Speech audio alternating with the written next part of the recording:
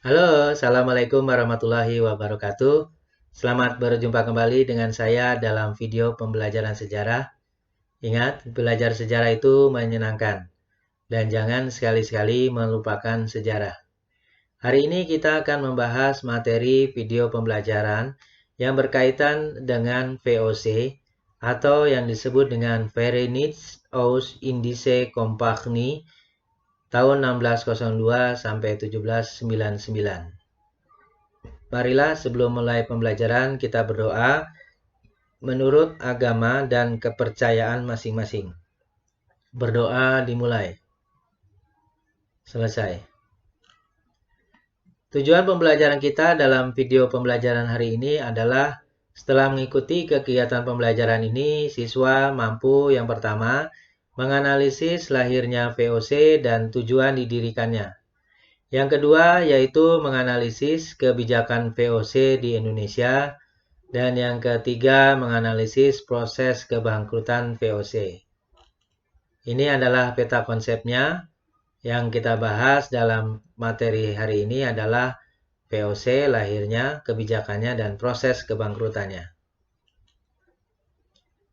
Silakan kalian perhatikan gambar berikut. Gambar ini adalah bukti adanya peninggalan-peninggalan dari zaman VOC. Mungkin kalian sudah pernah melihat atau berkunjung ke Museum Fathahillah atau Museum Sejarah Jakarta yang didirikan tahun 1620 oleh J.P. Kuhn. Gedung ini dikenal sebagai Staduis atau Balai Kota. Sampai sekarang ini adalah tempat rekreasi museum yang ramai, terutama di hari libur. Kemudian bukti yang berikutnya adalah galangan kapal VOC. Ini ada gambar lambang VOC, letaknya di Jalan Kakap, Penjaringan, Jakarta Utara. Pada masanya waktu itu galangan kapal VOC ini merupakan galangan kapal yang ramai. Pendahuluannya, kalian mungkin sudah melihat video pembelajaran sebelumnya. Jika belum, silakan kalian melihat di channel saya yaitu Pak Agus Sejarah. Yaitu tentang bagaimana latar belakang dan tujuan kedatangan bangsa Eropa ke dunia timur. Tujuan kedatangan bangsa Eropa ke dunia timur adalah untuk menemukan pusat penghasil rempah-rempah di dunia timur, yaitu di Nusantara, yang dilatar belakangi karena adanya jatuhnya Konstantinopel ke tangan Turki dan sebab-sebab lainnya. Rempah-rempah ini mendorong banyak para pedagang Eropa yang datang ke Indonesia untuk mengejar keuntungan. Sehingga terjadi persaingan antara para pedagang, baik antar pedagang satu negara maupun antar bangsa, seperti Portugis, Spanyol, Belanda, dan Inggris. Hal ini kemudian mendorong lahirnya VOC atau Verenigd Oost-Indische Compagnie atau disebut orang Indonesia pada masa itu adalah company. VOC atau Perserikatan Maskapai Perdagangan Hindia Timur atau Kongsi Dagang India Timur didirikan di Amsterdam, Belanda pada 20 Maret 1602. Tujuannya didirikannya adalah yang pertama menghindari persaingan yang tidak sehat antara sesama kelompok atau kongsi pedagang Belanda. Yang kedua memperkuat kedudukan para pedagang Belanda dalam menghadapi persaingan dengan para pedagang lain, terutama dari negara lain. Yang ketiga yaitu membantu pemerintah Belanda sebagai kekuatan militer dalam perang 80 tahun melawan Spanyol. Nah, ini adalah contoh gambar mata uang VOC. Nah, VOC ini dipimpin oleh yang disebut dengan Dewan 17. Kenapa? Karena beranggotakan 17 orang direktur atau the Heren 17 atau tuan yang disebut dengan Lord, Duke, atau Count. Nah, berasal dari 17 provinsi yang ada di Belanda, sekaligus sebagai pemilik saham VOC. VOC sebagai kongsi dagang atau perusahaan dagang ini memiliki keistimewaan yang tidak dimiliki oleh kongsi dagang lainnya. Keistimewaan ini hampir seperti negara. Hak istimewa apa saja dari VOC? Hak istimewa VOC ini disebut dengan hak oktroi. Yang pertama yaitu VOC berhak melakukan monopoli perdagangan di wilayah jajahannya. Kemudian VOC memiliki angkatan perang. Kemudian VOC melakukan peperangan dengan negara lain atau penguasa lain, ya seperti raja-raja setempat. Kemudian yang keempat mengadakan perjanjian dengan penguasa atau raja. Kemudian yang kelima mencetak dan mengedarkan uang sendiri. Kemudian yang keenam mengangkat pegawai sendiri, dan yang ketujuh memerintah negeri jajahan.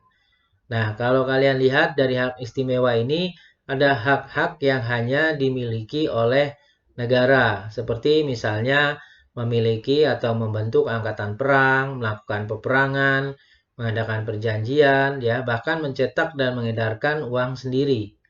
Nah, ini adalah keistimewaan VOC atau hak oktroi. Di negeri jajahan, VOC dipimpin oleh gubernur jenderal. Kenapa? Ini adalah untuk memudahkan memerintah secara efektif karena jarak yang jauh dari Amsterdam, Belanda ke Nusantara. Oleh sebab itu ditunjuklah seorang pemimpin yang disebut dengan gubernur jenderal. Tugasnya apa? Tugasnya mengendalikan kekuasaan. Tugas gubernur jenderal ini kemudian dibantu oleh yang disebut dengan Dewan Hindia atau Radvan Indi yang bertugas memberi nasihat dan mengawasi kepemimpinan gubernur jenderal. Gubernur jenderal VOC ya yang kita ketahui adalah yang pertama yaitu Peter Both. Ini tahun memerintahnya. Peter Both ini gambarnya ya. Peter Both ini adalah sebagai gubernur jenderal pertama dan peletak dasar VOC. Kemudian Peter Both ini juga mendirikan pos perdagangan di Banten. Yang kedua kemudian Gerald Rennies, tetapi memerintah hanya 1 tahun. Kemudian digantikan oleh Lawrence Real, ya memerintah selama sekitar 4 tahun. Dia membangun gedung Mauritius yang berada di tepi sungai Ciliwung. Kemudian yang keempat ini adalah J.P. Kuhn atau Jan Pieterszoon Kuhn yang memerintah 1619 sampai 1623. J.P. Kuhn ini membuat kebijakan VOC yang berani dan kejam. Ia menduduki juga kota Jayakarta dan kemudian mengganti itu menjadi Batavia.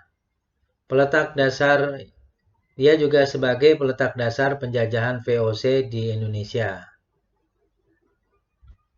Kemudian kebijakan yang diterapkan oleh VOC. Kebijakannya yang pertama, monopoli perdagangan dengan membangun pelabuhan dan benteng seperti misalnya monopoli rempah-rempah di Maluku. Kemudian yang kedua, memberlakukan 2 jenis pajak kepada rakyat, yaitu pajak wajib berupa hasil bumi dan penyerahan hasil bumi dengan murah. Jadi selain dipungut pajak, mereka juga wajib menyerahkan hasil buminya dengan harga yang ditentukan oleh VOC. Kemudian yang ketiga, melakukan campur tangan atau intervensi terhadap kerajaan-kerajaan di Nusantara, misalnya di Mataram atau di kerajaan-kerajaan lainnya. Kemudian yang keempat, melakukan kebijakan ekstirpasi, yaitu untuk menebang pohon rempah-rempah yang sudah melewati ketentuan atau batas. Tujuannya adalah untuk agar harga rempah-rempah itu tidak jatuh. Karena jika stoknya berlebih maka harganya akan jatuh. Oleh sebab itu harus diawasi dan ada kebijakan namanya ekstirpasi. Kemudian yang kelima, mewajibkan rakyat menanam tanaman tertentu, terutama adalah kopi. Ya, kemudian yang keenam, melakukan pelayaran hongi, yaitu dengan perahu kora-kora untuk mengawasi pelaksanaan penanaman tanaman rempah-rempah. Ini adalah gambar bagaimana pejabat VOC sedang mengawasi ya perkebunan. Kemudian yang ketujuh adalah VOC juga melakukan politik divide et impera atau politik adu domba atau memecah belah antara satu kerajaan dengan kerajaan yang lain, atau misalnya antar satu keluarga kerajaan. Kebangkrutan VOC. Nah, tentu saja kebijakan-kebijakan yang diterapkan oleh VOC ini mendapatkan perlawanan dari rakyat Nusantara atau di Indonesia. Akan tetapi perlawanan-perlawanan itu bisa dipadamkan oleh VOC dan itu akan kita bahas tersendiri di video berikutnya. Kebangkrutan VOC disebabkan ada dua faktor, yaitu faktor intern atau dari dalam dan faktor ekstern atau dari luar. Yang pertama yaitu wilayah jajahan VOC yang terlalu luas. Ini memerlukan anggaran yang besar. VOC itu wilayah jajahannya dari wilayah Amsterdam, kemudian Tanjung Harapan, India, ya, bahkan Nusantara dari Selat Malaka sampai ke Papua. Ini jajahannya sangat luas. Nah, tentu saja memerlukan anggaran yang besar. Karena wilayahnya yang luas, kemudian juga pengawasan ini juga semakin sulit, ya, untuk mengawasi para pegawai-pegawai VOC. Sehingga bisa terjadi atau banyak terjadi korupsi pegawai VOC. Banyak terjadi perdagangan gelap yang mereka mengadakan perdagangan dan keuntungannya bukan untuk kepentingan perusahaan VOC tapi masuk ke kantong pribadi masing-masing. Kemudian yang ketiga, biaya perang rakyat yang besar karena adanya perlawanan, ya. Contohnya misalnya perlawanan di Mataram atau perlawanan Nusantara lainnya. Kemudian yang keempat, beban hutang yang besar. Kemudian yang kelima, pembagian dividen atau hasil keuntungan kepada pemegang saham, padahal VOC ini mengalami kerugian. Ini yang menjadi faktor internnya. Faktor eksternnya atau dari luar yaitu Napoleon Bonaparte. Ya, Bonaparte ini menguasai Belanda.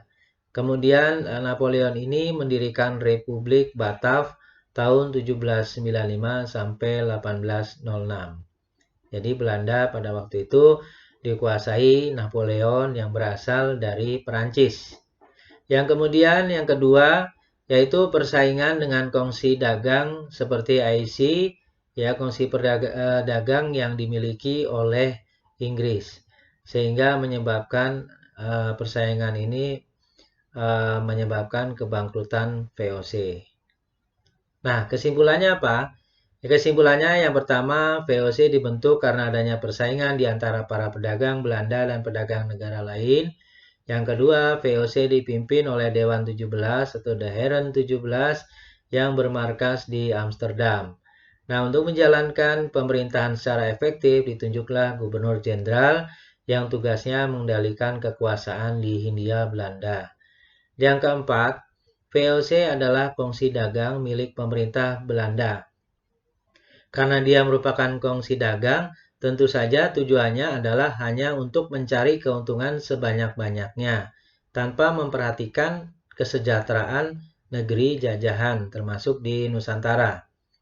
Yang kelima, VOC menerapkan kebijakan monopoli perdagangan dan praktek politik divide et impera, memecah belah atau adu domba. Dan yang terakhir, VOC bangkrut karena banyak terjadi korupsi, pengawasan tidak berjalan.